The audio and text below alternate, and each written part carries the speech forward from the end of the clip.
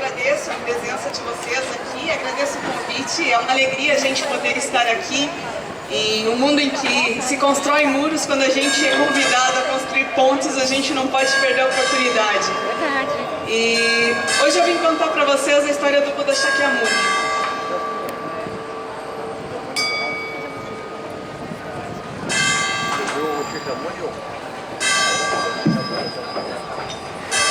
Essa história aconteceu há 2.600 anos. E desde então tem sido contada e recontada de inúmeras formas por inúmeras pessoas. Foi assim que eu ouvi. Naquele tempo, havia o lindo reino do rei Suddhodana na antiga Índia. Lá, as pessoas usavam sares coloridos, muitas joias. As crianças passeavam felizes por jardins suspensos com pavões. Tudo era tão belo. Ouvia-se bela música, o perfume de sândalo e rosas no ar. Assim, em meio a esse belo reino, havia também a rainha Maya, casada com o rei Suddhodana. Ela era tão bela que dizem que tiraram todos os espelhos do lugar para que ela não caísse em vaidade. Um dia, a rainha Maya sonhou com um elefante branco. O elefante carregava uma flor de lótus branca na tromba. E assim ela soube que estava grávida. Isso foi motivo de festa em todo o reino. O rei mandou preparar uma grande festa para o nascimento do seu filho. Então, no dia da festa, chamaram um sábio chamado Asita. Há muitos anos Asita estava meditando em uma caverna. Então, quando ele parou para ver o bebê, todos pararam para ouvi-lo. Chorando, ele olhou o bebê e disse: ele será o salvador do mundo ou um grande rei. E eu choro porque não estarei mais aqui para ouvir os seus ensinamentos. Quando o rei Suddhodana ouviu isso, ficou confuso. Pegando o bebê dos braços de sua amada, levantou e disse: ele será um rei! Ele será um rei! Ele será um rei! E a partir desse dia, Siddhartha foi protegido de todo sofrimento. Assim, para ele, as melhores sedas, as melhores comidas, as mais belas bailarinas, os melhores perfumes e a melhor música. E ele crescia em meio a torneios esportivos, lindo e forte. Cresceu até que encontrou uma bela princesa chamada Yasodhara. Apaixonaram-se e tiveram um filho. Tudo era tão perfeito na vida de Siddhartha. Tudo era tão bonito. O que poderia dar errado? Estava tudo como todos sonhamos. Mas havia alguma coisa errada. Ele não sabia o que era, mas ele podia sentir aquilo. Assim, um dia, passeando pelos jardins, ele viu um jardineiro e, intrigado, se aproximou. Perguntou o que ele fazia. E o jardineiro respondeu: ó senhor, eu troco as flores antes que elas murchem. O senhor sabe como é seu pai? Aqui nesse reino, tudo precisa ser perfeito. Murchar? Siddhartha não sabia o que significava a palavra murchar. Intrigado, foi falar com o pai.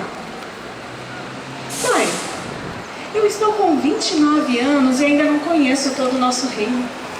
Eu gostaria de conhecê-lo. O rei Suddhodana estava preparado para esse momento. Assim, quando chegou o grande dia, mandou que todas as pessoas pobres, todos os feios, todos os mendigos fossem retirados. Na rua, somente as pessoas mais bonitas e bem vestidas. E no grande dia, os portões do palácio se abriram. Soaram trombetas, rufaram os tambores, e Siddhartha era carregado por um séquito de servidores, e o povo na rua gritava seu nome: Siddhartha, Siddhartha, Siddhartha! Como ele poderia estar mais feliz? Pétalas de rosa caíam em seu rosto enquanto o povo vibrava seu nome. Mas foi então que ele olhou alguma coisa muito estranha. desceu rápido do seu palanquim e foi observar. Parecia ser um homem, mas não tinha dentes, não tinha cabelo, a pele empoeirada, e ele não entendia o que era aquilo. Chama seu súdito se aproximou e ele perguntou: mas o que é isso? E Xana então respondeu: Senhor, isso é velhice. Velhice? Eu não sei o que é a velhice.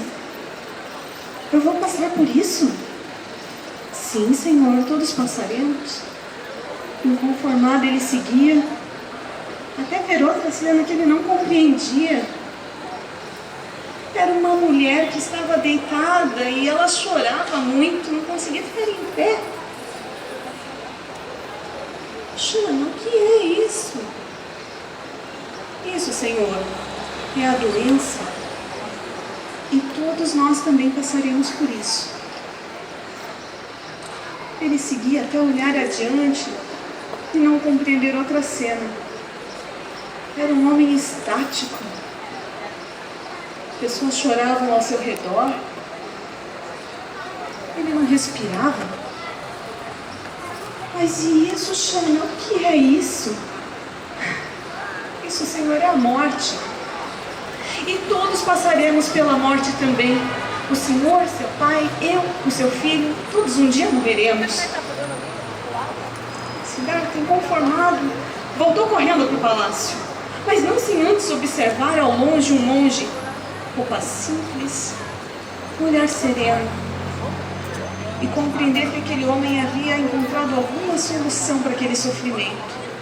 Voltando ao palácio, foi falar diretamente com seu pai. Pai, como você pôde fazer isso comigo? Eu tenho 29 anos e eu não conheço nada da realidade, pai. Você me teve preso aqui nesse palácio de ilusões. Como você pôde fazer isso comigo? E o pai de Siddhartha, também emocionado, falou: meu filho, eu fiz isso porque eu te amo. Eu fiz isso, Siddhartha, porque eu queria que você não sofresse, meu filho. Eu queria que você fosse feliz. Siddhartha não podia continuar lá. O pai não queria que ele saísse. Mas à noite ele conseguiu fugir do castelo. E foi com a ajuda de seu aliado até uma floresta. Lá, encontrou 5 ascetas. Homens que haviam abandonado qualquer prazer material para encontrar as suas respostas. Identificado com ele, cortou seus cabelos reais, tirou as suas roupas e seguiu com ascetismo. Durante 5 anos ele tinha só alguns grãos de arroz para comer, a água da chuva. E ele estava tão magro ao final desse período que era impossível reconhecê-lo. Estava quase por morrer. Foi então que um dia ele ouviu música. Ele percebeu então que pelo rio vinha um professor que ensinava seu aluno. E ele mostrava: se deixarmos a corda esticada demais, o que acontece? E o aluno respondia: não haverá som. E se apertarmos demais, o que acontece? Ela pode romper-se a qualquer instante. É preciso afinar o instrumento. Foi neste momento que Siddhartha percebeu. Era isso. Esse era o caminho do meio. Durante 29 anos, a corda esteve frouxa demais. Nos últimos 5, apertada demais. Era preciso afinar o instrumento. Assim, feliz, ele sentou-se para meditar e decidiu que só levantaria de lá quando se iluminasse. Foi para Bodh Gaya, encontrou a árvore Bodhi e lá permaneceria. Mas não seria assim tão fácil. Quando ele fez isso, surgiu o terrível Maharaja,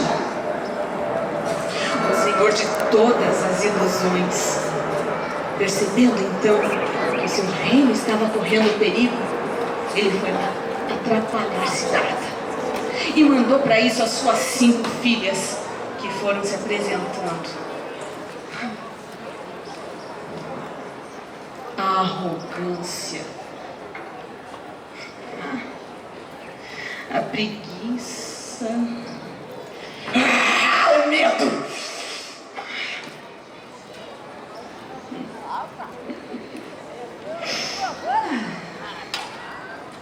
Desejo.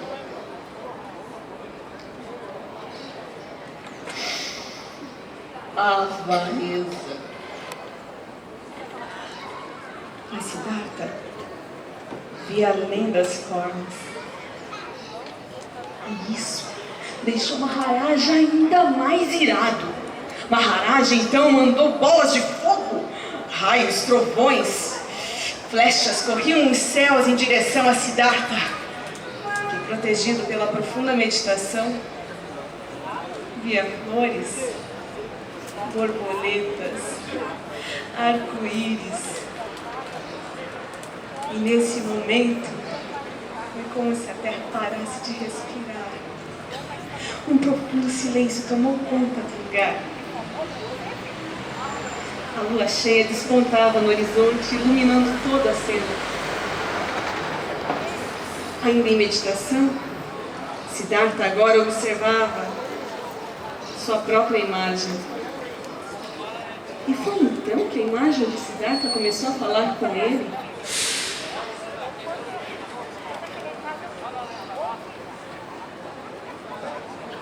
Quem sois vós?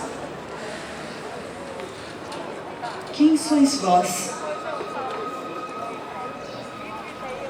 Quem sois vós? Derrotastes o terrível Maharaja. Vós sois um Deus. E então, Siddhartha, tocando com a mão direita ao solo, chamou a terra por testemunha. E olhando para sua imagem, respondeu: Vós, Senhor do meu ego, vós também sois uma ilusão. Nesse momento, seu reflexo torna-se novamente o terrível Maharaja, que finalmente derrotado, desapareceu. E assim, Siddhartha meditou. E ele encontrou em sua meditação a paz. Derrotou nascimento e morte. Encontrou a verdadeira felicidade e alegria. Encontrou compaixão. E então voltou para ensinar este caminho a seu filho, aos ascetas, aos seus amigos, aos seus vários discípulos e a nós, que hoje também escutamos a sua história.